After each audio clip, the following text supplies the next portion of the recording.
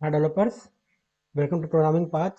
मैं हूं शुभम वर्मा और आज हम लोग देखने वाले हैं इनकैप्सुलेशन।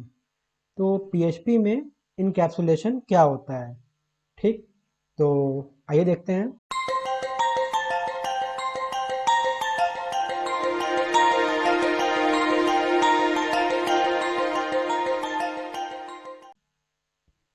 इनकैप्सुलेशन जो होता है बेसिकली क्या होता है कि हमारे पास सपोज कीजिए कोई डेटा है। ठीक है, अब वो डेटा है, चाहे वो डेटा में कुछ भी हो सकता है, चाहे उसकी प्रॉपर्टी होती है, चाहे उसका मेथड हो सकता है, कुछ भी हो सकता है। तो उस डेटा को एक सिंगल यूनिट में रैप कर देना। ठीक है, मतलब एक जो भी हमारे पास इंफॉर्मेशन है, जो भी डेटा है, ठीक है, उसको एक सिंगल यूनिट में रैप कर देना। मतलब कि एक रैपिंग का मतलब समझ लीजिए कि आप मतलब उसको एक जगह इकट्ठा कर देना। ठीक है, या फिर उसको एक जगह मिला देना। अगर हम लोग इसको बात करें हिंदी में, तो उसको एक जगह रैप कर देना, फिर उसको एक जगह मिला देना। ठीक है, एक सिंगल यूनिट में। इसी को हम लोग बोलते हैं इनकैप्सुलेशन। मतलब कि आपके पास कुछ ऐसे डेटा हैं जो कि आप नहीं चाहते कि कोई उसको बाहर से कोई उसको एक्सेस कर सके। ठीक है, तो आप क्या करोगे, उस सिक्योरिटी पॉइंट ऑफ व्यू आप उसको एक जगह रैप कर दोगे। ठीक है, तो अब इससे होगा कि कोई भी अगर आउटसाइड यूजर उसको एक्सेस करने का प्रयास करेगा तो एक्सेस नहीं कर सकता है। ठीक है, तो ये हो गया हमारा इनकैप्सुलेशन।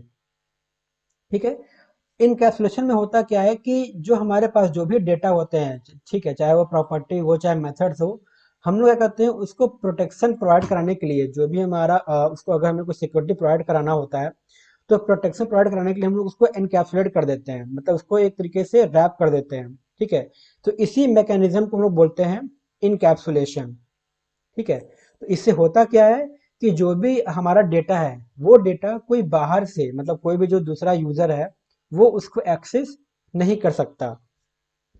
तो सिंपल आप कह सकते हो कि इनकैप्सुलेशन का यूज करते हैं डेटा को सिक्योर करने के लिए। अगर हम डेटा को थोड़ा हाई सिक्योरिटी प्रोवाइड कराना चाहते हैं, नहीं चाहते कि हमारे डेटा को कोई भी एक्सेस कर सके, तो उस सेंस में हम लोग क्या करते हैं, डेटा को इनकैप्सुलेट कर देते हैं। ठीक है, इसी को बोलते हैं इनकैप्सुलेशन।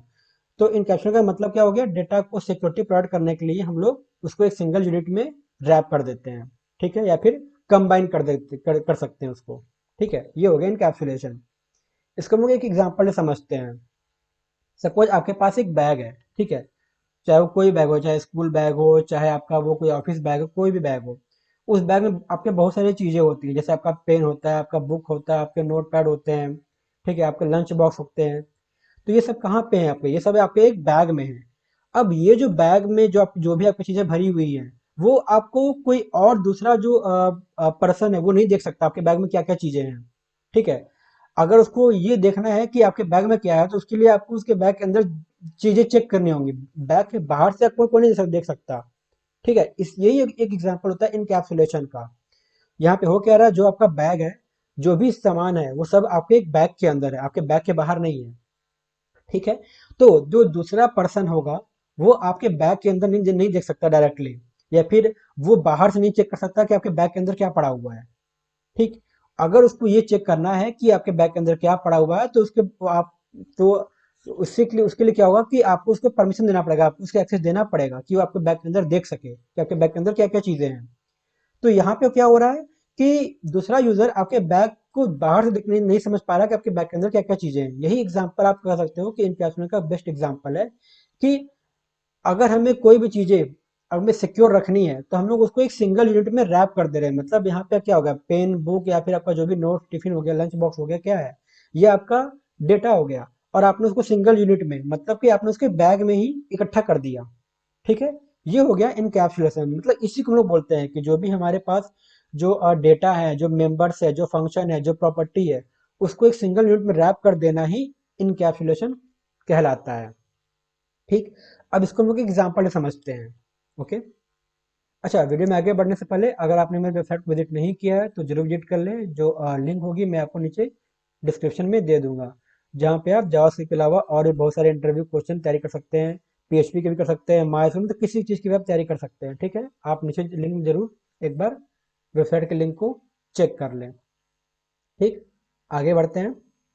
आप यहाँ पे देख सकते हैं हमारे पास एक एटीएम नाम का क्लास है। ठीक, अब यहाँ पर तीन प्रॉपर्टी हमारे पास है। तीन प्रॉपर्टी क्या है, कस्टमर की आईडी हो गया, एटीएम पिन हो गया, ठीक, और अमाउंट हो गया। आप यहाँ पे देख सकते हैं तीनों चीज जो है ना वो प्राइवेट है। ओके, ये तीनों चीज प्राइवेट है। अब सपोज कीजिए एक यूजर एटीएम में जाता है, ठीक है। सबसे पहले हम लोग क्या करेंगे, उसको वेरीफाई करेंगे। वेरीफाई करने के लिए वो यूजर क्या डालेगा, अपना कस्टमर आईडी डालेगा और एटीएम पिन नंबर डालेगा। तो ये फंक्शन क्या, अभी आप देख सकते हैं ये फंक्शन क्या है, मेरा पब्लिक है, ठीक है, लेकिन जो इसकी प्रॉपर्टी है वो प्राइवेट है। यहाँ हो क्या रहा है कि अगर कोई यूजर, अगर हम अगर मतलब यूजर अगर डायरेक्टली अगर चाहे कि वो किसी यूजर का दूसरा यूजर कोई चाहे कि अगर किसी यूजर का कस्टमर आईडी या फिर एटीएम पिन निकाल ले, वो चीज पॉसिबल नहीं है। क्यों? क्योंकि ये सारी चीजें क्या है, प्राइवेट है। तो अगर कोई भी इन चीजों को एक्सेस करने का प्रयास करता है तो उसे एक एक स्टेप से गुजरना पड़ता है। मतलब वो पहले आकर के हमारे फंक्शन, जो कि हमारा फंक्शन क्या है, पब्लिक है।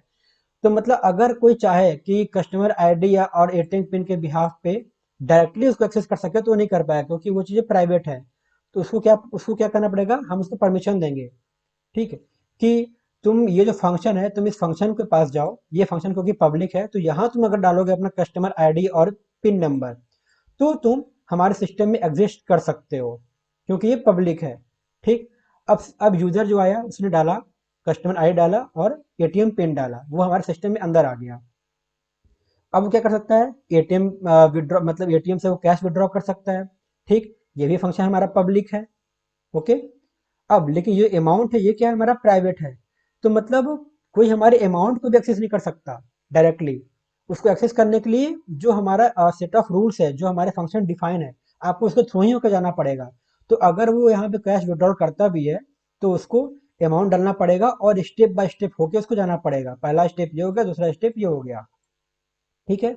लेकिन अगर कोई मिनी स्टेटमेंट देखना चाहता है तो आपने देखा कि यहाँ पे ये पूरी तरीके से पब्लिक है, ठीक है। यहाँ पे कोई भी हमने एक प्राइवेट कुछ भी एंटिटी नहीं डाली है। तो मिनी स्टेटमेंट चेक कर सकता है आराम से वो, इसके लिए मतलब कोई भी ऐसा सिक्योरिटी मैकेनिज्म यहाँ पे नहीं डाला गया है।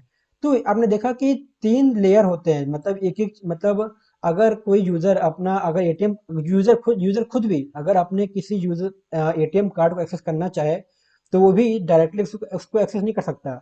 उसको भी एक एक स्टेप होके ही गुजरना पड़ता है। पहले ये स्टेप होगा, फिर ये स्टेप होगा, ठीक है, फिर ये स्टेप होगा। मतलब उसको एक एक स्टेप होके गुजरना पड़ता है, उसके बाद ही वो अपने एटीएम कार्ड को भी एक्सेस करना कर सकता है, ठीक है। तो फिर वो चाहे मतलब जो एटीएम जिसका जो यूजर जिसके पास एटीएम कार्ड हो, फिर चाहे वो खुद का यूजर हो, फिर चाहे वो कोई आउटसाइड दूसरा कोई यूजर हो, मतलब कोई भी यूजर डायरेक्टली किसी के एटीएम कार्ड से डायरेक्टली किसी चीज को एक्सेस नहीं कर सकता। अगर उसको एक्सेस करना भी है तो उसको एक एक स्टेप फॉलो करने पड़ेंगे, तभी वो उस चीज को एक्सेस कर सकता है।